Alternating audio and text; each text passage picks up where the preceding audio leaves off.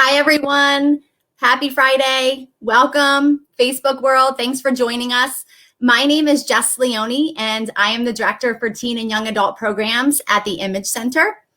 For any of you that do not know the Image Center, we are a center for independent living that provides services across Baltimore City, Baltimore County, and Harford County. There are actually 403 centers for independent living across the United States and 7 centers for independent living here in the state of Maryland. Centers for independent living are not residential centers, but rather community-based, cross-disability, nonprofit organizations that are designed and operated by people with disabilities. Centers for independent living are unique in that they operate according to a strict philosophy of consumer control, where people with all types of disabilities directly govern and staff the organization, its programs, and its services. Centers for independent living provide services such as peer support, information and referral, individual and systems advocacy, independent living training, transition programming for teens and young adults, and this is just many of a few.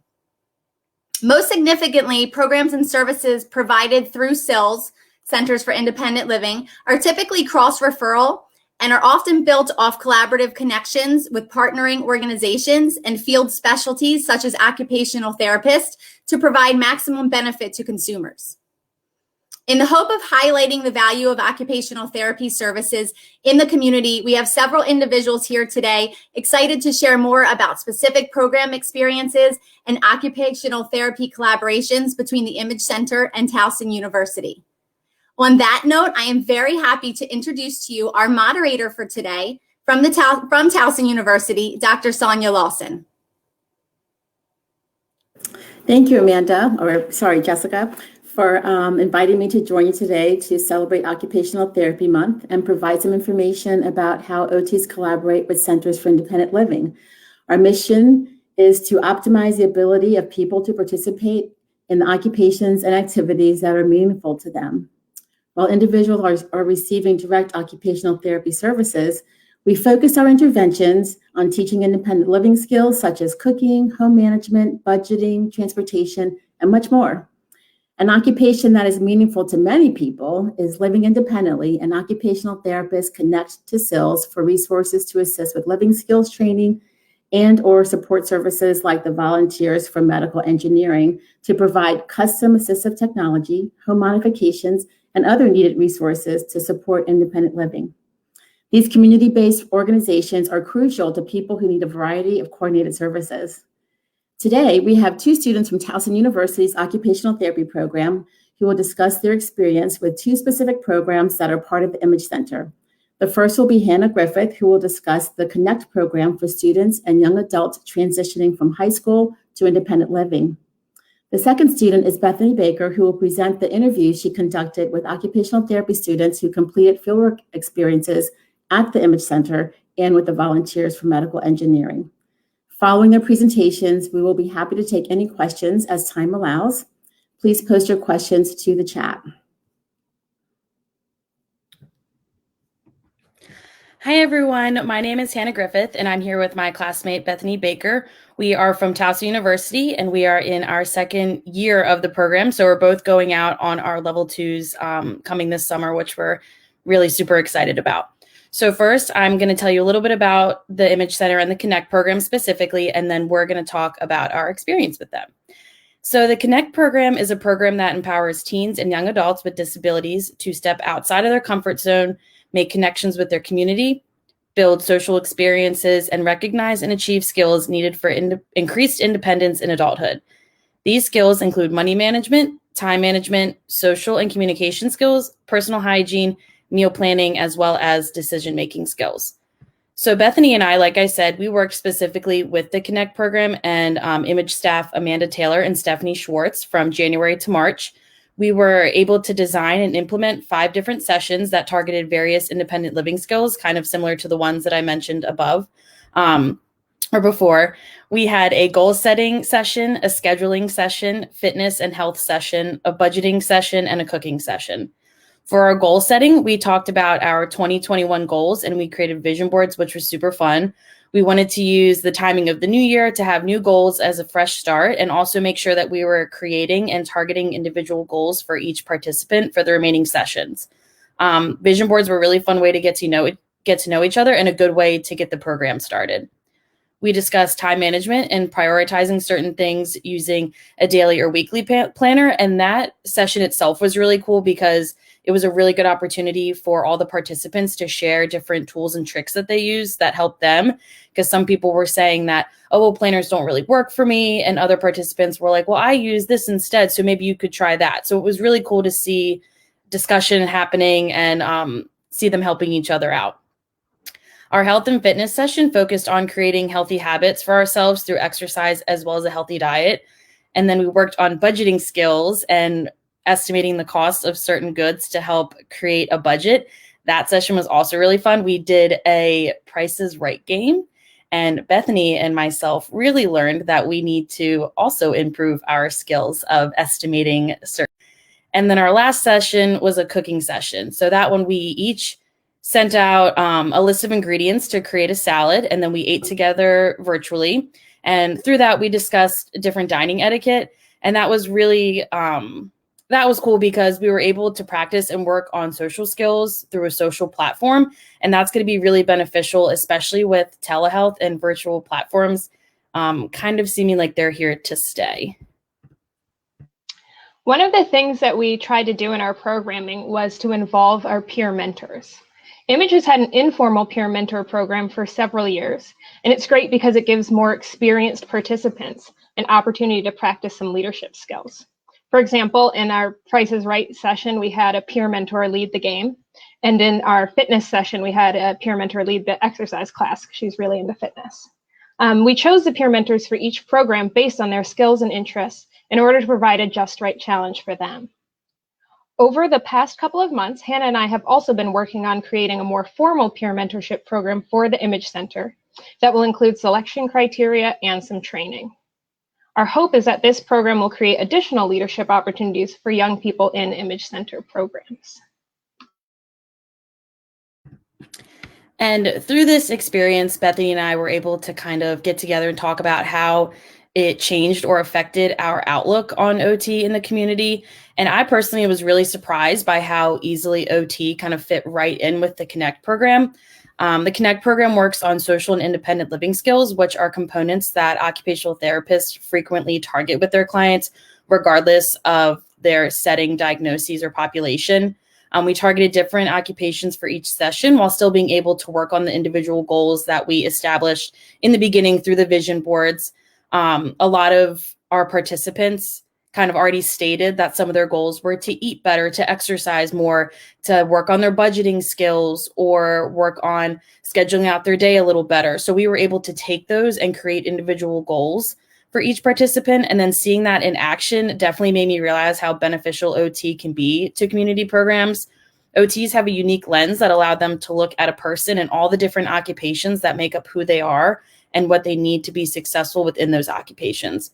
OT in the community can help people reach success at a community level and bring better independence, health, and wellness to a larger population. I know the Image Center has worked with OTs for years, so from the get-go, I could see the OT influence in the way sessions were run for the Connect program. I think for community organizations that maybe haven't worked with OTs yet, that we could bring a fresh set of eyes and maybe a different perspective on targeting individual skills and goals. One example of a program that OTs have helped with is the Volunteers for Medical Engineering, or VME program. In the VME program, a group of volunteers, including engineers and OTs led by Angela Taylor, work with individuals with disabilities to provide custom tools to increase independence in desired occupations. We were able to interview these students about their experiences with VME. So first we'll hear from Taylor.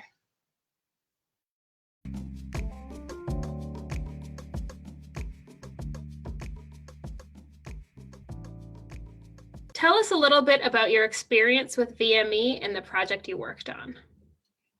Our specific project with them was compiling resources for the King Gimp exhibition at the Towson Mall, as well as online. And we presented the unique role that VME plays in helping individuals with disabilities, as well as commercially available products that are, still adapted to help individuals with disabilities. Some of the projects highlighted in that presentation included that adapted clay wheel that actually had a Lazy Susan design for an individual to help him with sculpting after he had experienced a stroke.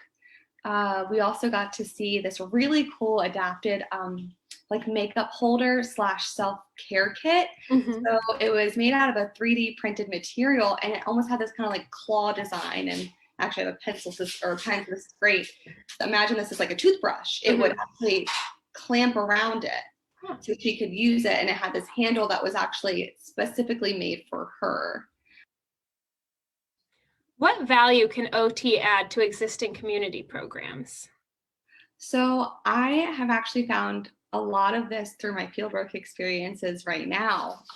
So I was in an inpatient rehab setting working with individuals with stroke, and we did so much as far as the community goes, not only providing people with resources, but connecting with those resources as well, kind of getting them involved in that, as well as anyone with a disability who wants to get back into driving and educating them on the return to driving process.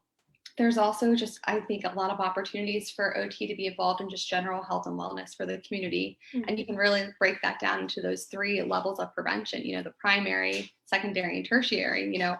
There's individuals, health and wellness, that's just important for everyone to maintain, but then also addressing people who are at risk and the people who are just trying to prevent any further decline. I'm seeing that definitely firsthand in a mental health setting right now, which is also community-based. So definitely seeing the importance of OT in the community setting right now.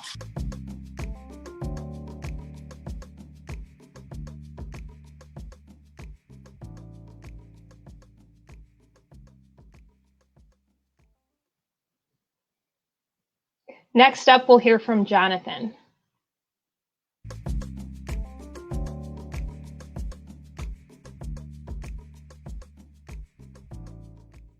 Tell us a little bit about your experience with VME and the project you worked on. Yeah, part of our group's implementation phase, we had a big presentation which partnered with VME, and a lot of the VME resources were highlighted in this presentation. We also highlighted some of the projects and programs that were being worked on. I remember that we talked about a project that was helping individuals with Parkinson's play the guitar. We also talked about a project that was almost like a pre-engineer introduction, where during the summer they worked on creating like a phone booth and other things with just Legos. And I like that VME exposed our group to a wide variety of needs for people with disabilities. And that's, what I really liked about the program. What value do you think OT can add to existing community programs? I think of creating services or expanding services outside of the normal rehabilitation setting. And it could be services that haven't emerged yet and you're trying to find them. And, that's what I typically think of when I think of OT's value in the community.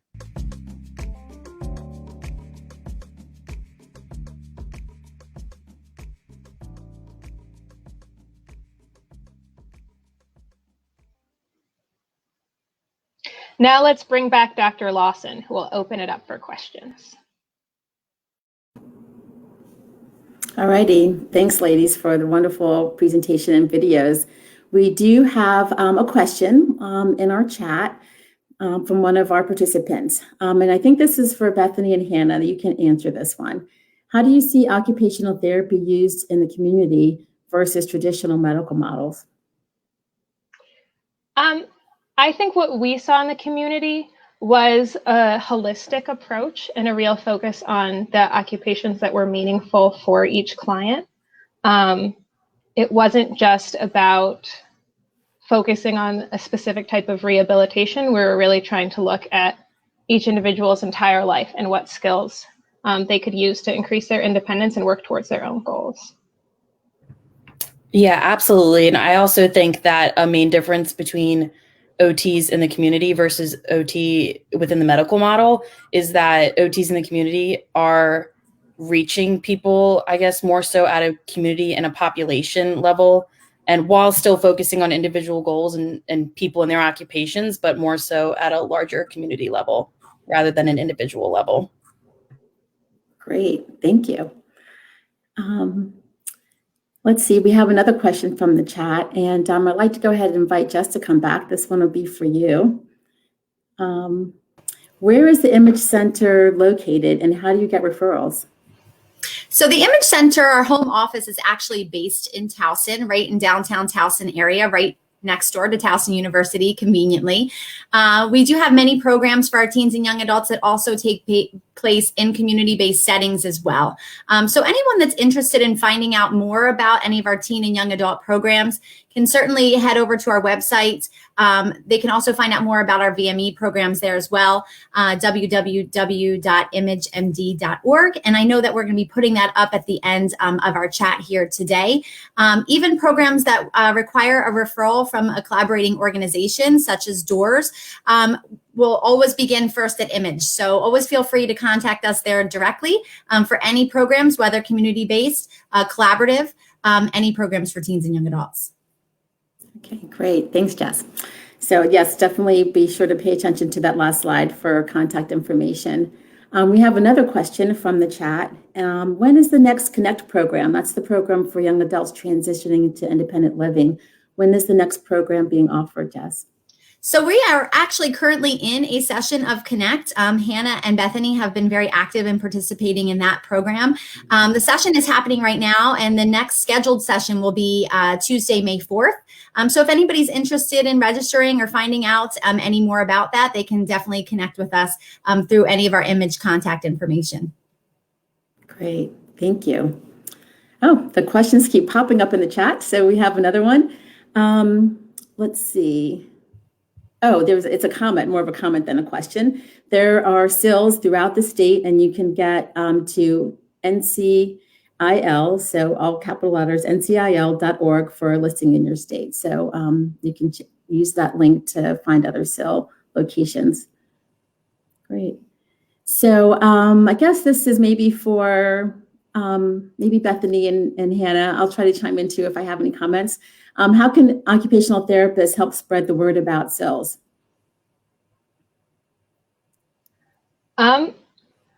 Great question. I hadn't heard of them until, we were assigned this group for class, and I definitely think every OT school should be involved as appropriate with their local SIL. The model of a Center for Independent Living aligns so closely with OT to me, and I love that it's led by and for people with disabilities. So I think starting at the school level is one great place. And another thing too is maybe collaborating with maybe like high schools and a lot of educators and staff and administration within the school system. I feel like it's a perfect transition from being in school to these transitional programs. So I feel like collaborating with other OTs within the school system, and then from there, collaborating with educators and staff within the school system. Okay, great. And I'll just reiterate what both of you said. I think definitely starting with OT students learning about SILs throughout the program, so you can take that with you into practice. And then maybe once you're in practice, it'd be great to illustrate some of those collaborative efforts, maybe through conference presentations, things like that, kind of talking with other staff about the possibilities and the ways that SILs can help people that are being discharged from those medical model types of settings and have those community resources available. Great. Let's see, I don't see any additional questions, but I do have a question. This is actually more related to the Volunteers for Medical Engineering. So Angela, I know you're kind of in the background, but I'd like to ask how can individuals come to the Image Center just for the assistive technology devices, or do they need to register for all of the Image Center activities in order to get connected with the Volunteers for Medical Engineering? Hi, everyone. It's Angela. So in order for an individual to be part of the VME process, they can either go to our website, imagemd.org, and there is a link where you can actually describe what you would like to see, or you can just give us a call and we'll have that number up at the end, but it's 410-982-6311. The actual process, we'd love to have you. And what happens is our OTs, together with PTs and engineers, evaluate all of our requests. And then if it's a request that's custom, we move forward and our engineers build it. Sometimes professional engineers build it, And then other times we have one of our 12 school teams that will build the request. And it takes anywhere from a quick fix situation to something that might last, a couple of months to complete. So we'd love to help out. Great. Thank you, Angela. Because I know a lot of people have technology needs, and it would be great for VME to be able to connect with people. Let's see. I have a question. Let me just check. I have some pre-loaded questions here. Let's see. This is more about occupational therapy and for people who might be interested in going into occupational therapy. So this might be for Hannah and Bethany. What's your advice for students interested in occupational therapy? I would say if you're interested in the field, to just go out and shadow and maybe volunteer in a clinic or with OTs as much as you can and see some different clinical settings. If you think you're interested in pediatrics, maybe shadow a peds OT, but then also maybe shadow an adult outpatient OT just to see a couple of different settings. But definitely, I would say shadowing is the biggest thing to get your foot kind of in the door of what the field is. Great. And I know that with COVID, sometime right now that can be a little challenging, but hopefully things are going to be loosening up and people will be able to get out there and shadow with OTs. I know that if you go to aota.org, that they have some introductory videos about the profession. So you can learn a lot about the profession by going to that website. We do have another question in the chat. How are OT students matched with their internships or fieldwork? And this might be a question that I can help answer from Towson's end. So we have a fieldwork coordinator who has a list of fieldwork sites, and both in the community as well as in hospital settings. And it's kind of it's a shell game almost to match students. So we really try to take students' interests into account to match them with sites that they feel like they really want to learn more about in those sites.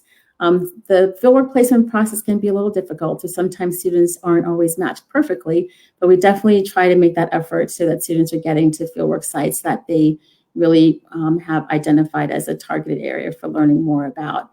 But it's a process that can take a couple of years actually to kind of get started for the really long fieldworks, and then for what the students, Bethany and Hannah, what they're involved in is a semester-long process that faculty members will reach out to community organizations like the Image Center and VME to match students that way. All righty. And let's see.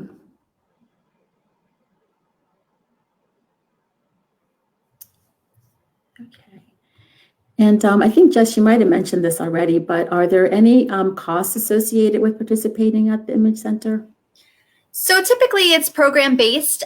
For the most part, the costs that parents and families have to inquire about when looking into programming is just to cover the cost of program materials and things of that nature.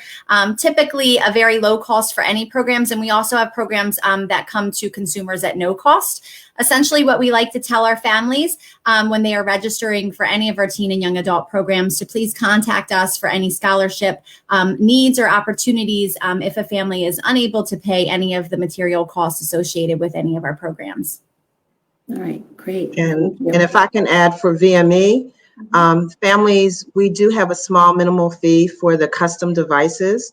If families do not have that, we work with them, but all of our devices are really funded through grants as well as individual donations.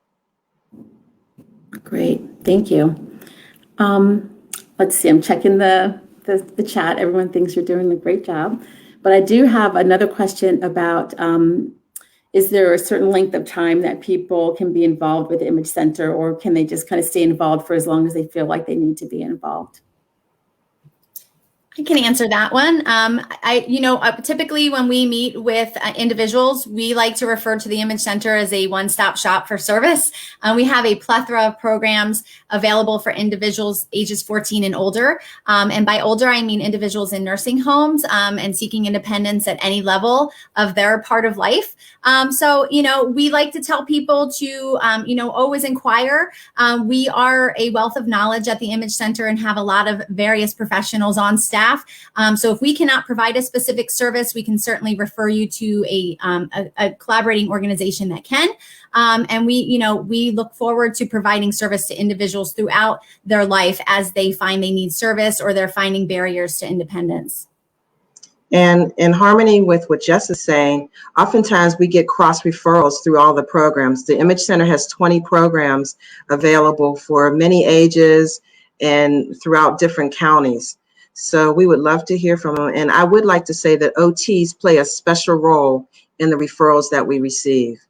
Many of our requests comes through OTs. Great. That's wonderful. So yeah, OT is one of our attendees mentioned that occupational therapy and SILS are a great match. So glad that is proving true in all the work that you guys have been doing.